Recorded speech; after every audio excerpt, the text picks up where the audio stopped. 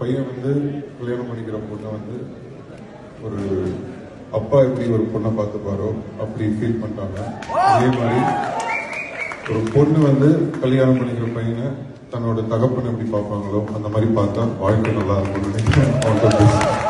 பிரபல actor and social ஒர்க்கரான metro சிரீஷ்க்கு ஜூலை 12ஆம் தேதி வெட்டிங் நடந்து முடிஞ்சுது.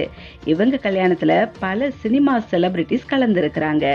அப்போ எடுத்த போட்டோஸ் அண்ட் வீடியோஸ் எல்லாமே சோஷியல் மீடியாவில் ட்ரெண்ட் ஆயிட்டு வருது.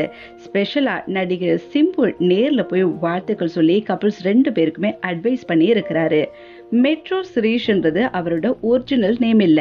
இவரோட உண்மையான நேம் என்னன்னு பாத்தீங்கன்னா சிரீஷ் சரவணன். மெட்ரோன்ற படத்தின் மூலமா தான் இவர் சினிமாக்கு அறிமுகமாயிருந்தாரு. ஸோ அதுல இருந்து எல்லாருமே இவரை மெட்ரோ சிரீஷ்ன்ட்டு கூப்பிட ஆரம்பிச்சிருக்கிறாங்க. தொடர்ந்து மெட்ரோ படத்துக்கு அப்புறமா இவர் ரங்கூஸ்கி, பிஸ்தா அப்படின்ட்டு பல படங்களை நடிச்சிருக்கிறாரு.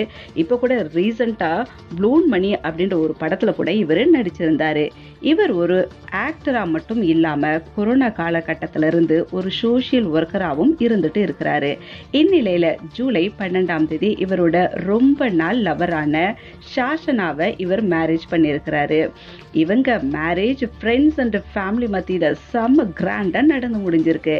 இந்த வெட்டிங்ல ஆக்டர் தனுஷ், சிவகார்த்திகேயன், அருண் பாண்டியன், சிம்பு, அசோக் செல்வம் அப்படின்னு சொல்லிட்டு பல பிரபலங்கள் கலந்துட்டு வாழ்த்துக்களை சொல்லியிருக்கிறாங்க.